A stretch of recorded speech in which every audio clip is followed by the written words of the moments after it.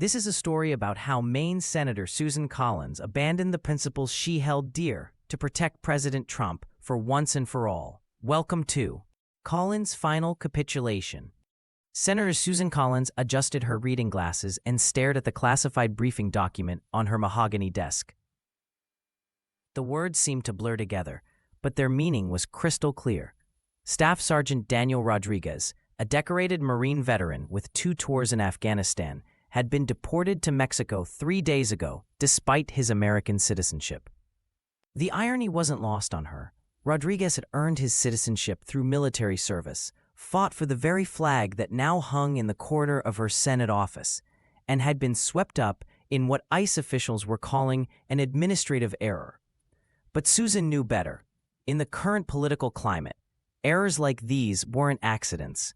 They were inevitable consequences of aggressive enforcement policies that prioritized speed over accuracy. Her Chief of Staff, David Chen, knocked and entered without waiting for permission. "Senator, we need to talk about the Rodriguez case."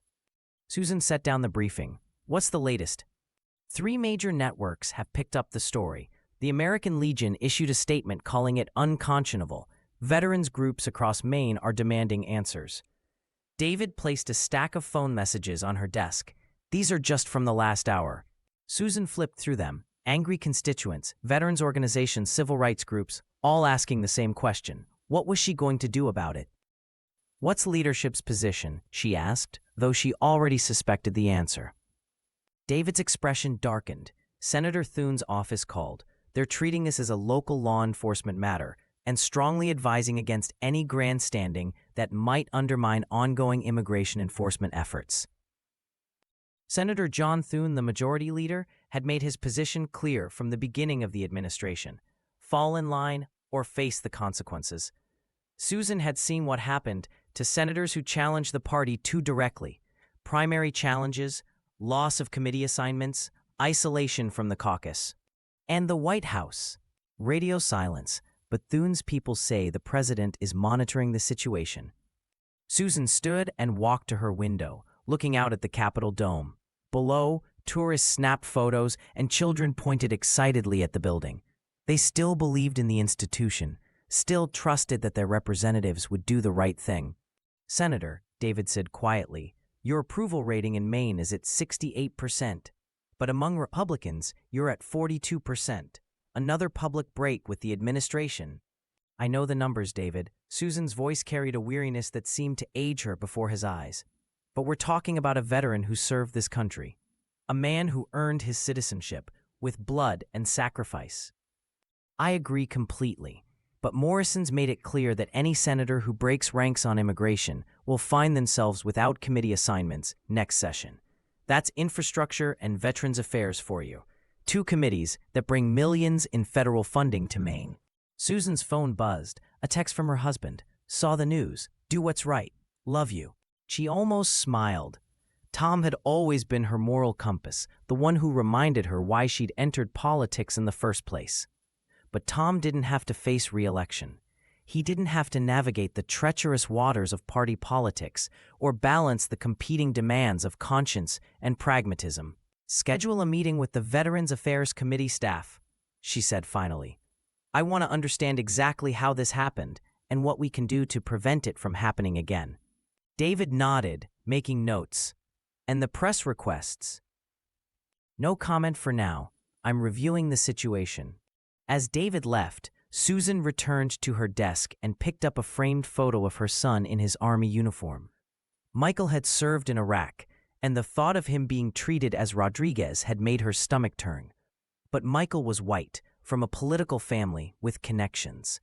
Rodriguez was brown, working class, with no powerful allies to protect him. The next morning brought fresh hell. The story had exploded across social media. Veterans were posting photos of themselves with the hashtag #NotMyAmerica. CNN was running a segment about the moral test facing moderate senators. Fox News was defending the deportation as necessary law enforcement. Susan's phone rang. The caller ID showed a number she recognized but dreaded: the White House. "Senator Collins, please hold for the president." A moment later, the familiar voice came through the speaker. "Susan, how are you?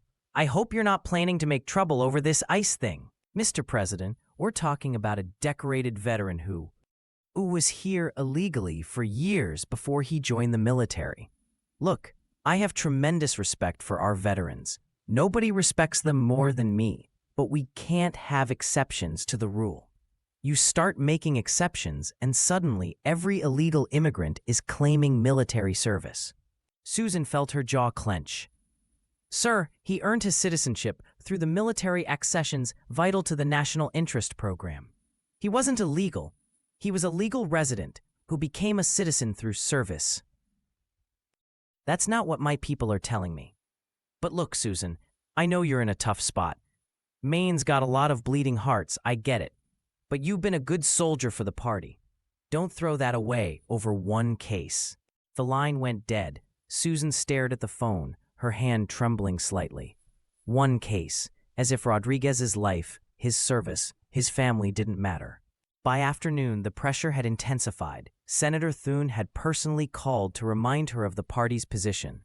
The Maine Republican Party chairman had sent a pointed email about loyalty and unity. A prominent conservative group had announced they were monitoring her response to the situation. But the other side was equally vocal. Veterans groups were organizing protests. Multiple prominent Democrats were preparing a resolution calling for Rodriguez's immediate return. The editorial board of Maine's largest newspaper had called her office asking for a statement. Susan found herself thinking about her first campaign, 20 years ago. She'd been a county commissioner then, running against a popular incumbent on a promise to put principle over politics. She'd won by 3 points, driven by a grassroots movement of teachers, veterans, and working families who believed the government could be a force for good. When had she lost sight of that? "Senator?" David appeared in her doorway. "The Veterans Affairs Committee staff briefing is ready." The briefing was devastating. Rodriguez's case wasn't unique, it was part of a pattern. ICE had deported at least 12 veterans in the past 6 months, often without proper verification of their citizenship status. The agency was overwhelmed, undertrained, and operating under pressure to meet deportation quotas. "What would it take to fix this?" Susan asked. "Congressional oversight," replied Janet Torres, the committee's staff director. "Hearings, subpoenas, pressure on ICE to implement proper verification procedures. But it would require bipartisan support, and frankly, Senator, the political will to take on the administration." Susan spent the evening in her apartment, surrounded by briefing papers and legal documents. The case was clear-cut. Rodriguez had been wrongfully deported, and the system that allowed it to happen was fundamentally broken. She thought about the phone calls she'd received from constituents. Mrs. Henderson, whose son had served in Afghanistan, cried as she described her fear that this could happen to any veteran. Tom Morrison, a Vietnam veteran from Portland, asked how America could treat its heroes this way. But she also thought about the warnings from party leadership, the pressure from conservative donors, the primary challenge that would almost certainly come if she crossed the administration too publicly. At midnight, she called her husband. "I don't know what to do, Tom." "Yes, you do. You've always known. You're just scared to do it. Easy for you to say. You don't have to run for re-election." "No, but I have to live with the woman I married, and the woman I married wouldn't let a veteran be thrown away because it was politically convenient." Susan stared at the ceiling, her husband's words echoing in her mind. In the distance, she could hear the sound of late-night traffic, the city that never quite slept. The next morning, Susan walked into the Capitol with a statement prepared. She'd spent hours crafting it, trying to find language that would condemn the deportation without directly attacking the administration. It was a masterpiece of political calculation, strong enough to satisfy veterans groups, careful enough to avoid Morrison's wrath. But as she sat in the chamber, listening to Senator Williams deliver a passionate speech about Rodriguez's service and sacrifice, Susan felt her resolve wavering. The words on her prepared statement seemed bold, dangerous, career-ending. She thought about Rodriguez's family, about his 2 young children who were asking why Daddy couldn't come home. She thought about the other veterans who might face the same fate. She thought about the oath she'd taken to defend the Constitution against all enemies, foreign and domestic. But then she thought about Morrison's threats, about the primary challenge that would surely come, about the committee assignments she'd lose, about the millions in federal funding for Maine that would disappear if she crossed the party. When Williams finished speaking, the chamber fell silent. Susan stood, her heart pounding, her prepared statement trembling in her hands. "Mr. President," she began, addressing the presiding officer, "I rise today to express my concern about recent events regarding immigration enforcement." The words felt like ash in her mouth. She could see Williams looking at her with hope, expecting her to join his call for justice. While I believe we must always honor our veterans, I also recognize that our immigration system must be enforced fairly and consistently. I have confidence that the appropriate agencies will review this case and ensure that proper procedures are followed. Susan paused, looking around the chamber. Her colleagues were staring at her with expressions ranging from disappointment to barely concealed satisfaction from the Republican side. "I call on all parties to allow this review to proceed without political interference, and I urge continued dialogue between Congress and the administration on immigration matters." She sat down to silence. No applause from either side. Williams looked at her with undisguised disgust. Within minutes, her phone was buzzing with messages. Thune's office expressed satisfaction with her measured response. Conservative groups praised her for avoiding grandstanding, but there were also messages of betrayal from veterans organizations, from constituents who had believed she would stand up for what was right. The meeting with Thune was brief and congratulatory. "Smart move, Susan. You showed real leadership today. Party leadership. This won't be forgotten." But Susan felt hollow inside. She had chosen political survival over principle, calculation over courage.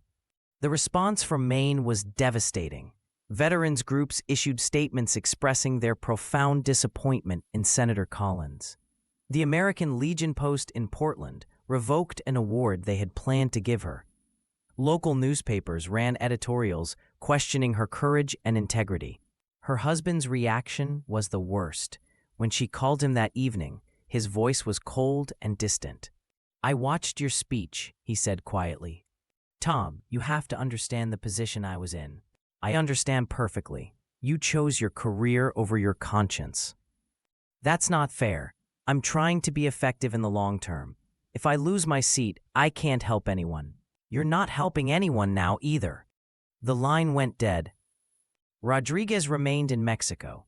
The administration, emboldened by the lack of congressional pushback, quietly deported 3 more veterans over the following months. Each time, Susan issued careful statements about reviewing procedures and ensuring proper oversight, but never called for their return. Her approval ratings in Maine plummeted. Veterans who had once supported her turned away in disgust. Independent voters, who had seen her as a principled moderate, began viewing her as just another calculating politician. But she kept her committee assignments. She kept her place in leadership. She kept her ability to bring federal dollars to Maine. 6 months later, Susan sat in her office reading the morning papers. Her approval rating had dropped to 38% overall, with devastating numbers among the veterans community.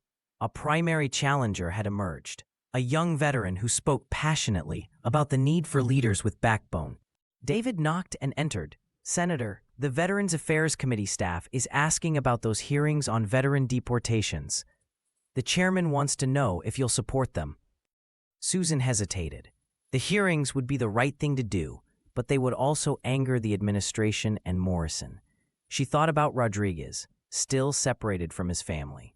She thought about the other veterans who had been deported since then. "Tell them I'm still reviewing the matter. I want to ensure any hearings are productive and bipartisan." David nodded, but she could see the disappointment in his eyes. Even her own staff was losing respect for her. As David left, Susan picked up the photo of her son in uniform. She wondered what he would think of her choices, of her unwillingness to fight for a brother in arms. Her phone buzzed, a text from a veteran in Bangor. "My son is deployed in Afghanistan. I used to tell him he was serving under leaders who would never abandon him. I can't say that anymore. Collins stared at the message for a long time. She thought about the woman she'd been 20 years ago, running for county commissioner on a promise to put principle over politics. She thought about all the compromises she'd made, all the corners she'd cut, all the times she'd chosen silence over courage. But mostly, she thought about Rodriguez, still in Mexico, still separated from his children, still waiting for someone with power to speak up for him. She thought about speaking up now, about calling for his return, about demanding hearings that could prevent this from happening to other veterans. Instead, she put the phone away and returned to her daily briefing book. There were appropriations to review, committee meetings to prepare for, political calculations to make. Outside her window, tourists were taking pictures of the Capitol dome, and children were pointing excitedly at the building where democracy was supposed to live and breathe and stand up for those who couldn't stand up for themselves. But in her office, Susan Collins, senator from Maine, recipient of countless awards for her support of veterans, representative of a state that prided itself on independence and integrity, sat in silence, the weight of her cowardice pressing down on her like a stone. Rodriguez remained in Mexico, the system remained broken, and Susan Collins remained exactly what she had always been when it mattered most, a complete and total pushover, more concerned with her own survival than the lives of those she had sworn to serve.